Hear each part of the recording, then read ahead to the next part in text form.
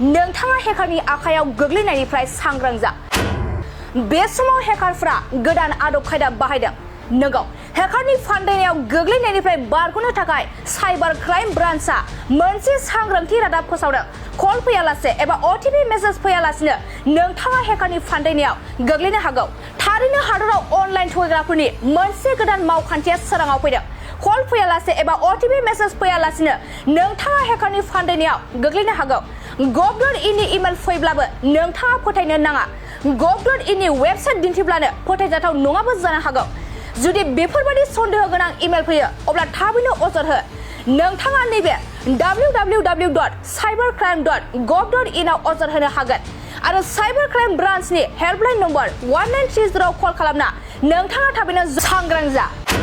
नोंथाङा हेकारनि आखायाव गोग्लैनायनिफ्राय सांग्रां जा। बे समाव हेकारफ्रा गोदान आदब खायदा बाहायदों।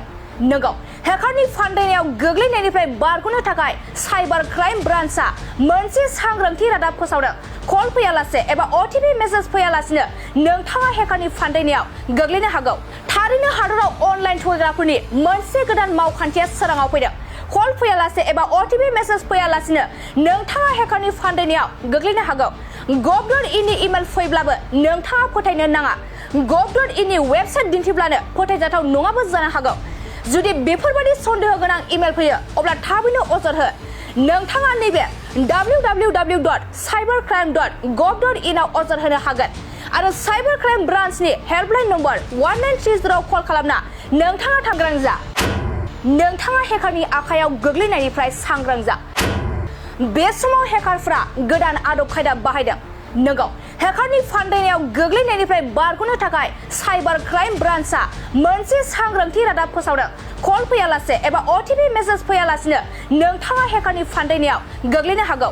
थारैनो हादराव अनलाइन थगायग्राफोरनि मोनसे गोदान मावखान्थिया सोराङाव फैदों।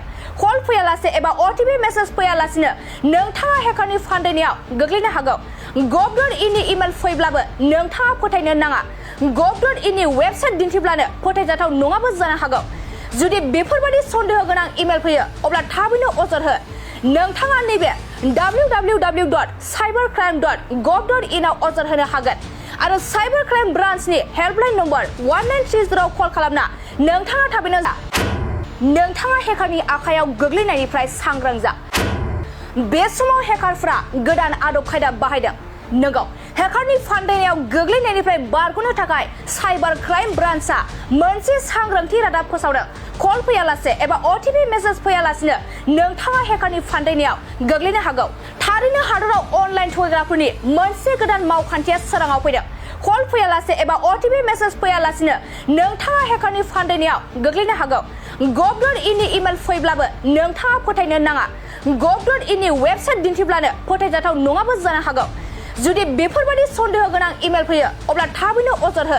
नोंथाङा नैबे www.cybercrime.gov.in आव अजद होनो हागोन आरो साइबार क्राइम ब्रान्चनि हेल्पलाइन नम्बर 1930 आव कल खालामना नोंथाङा थाबैनो जगाजग जा।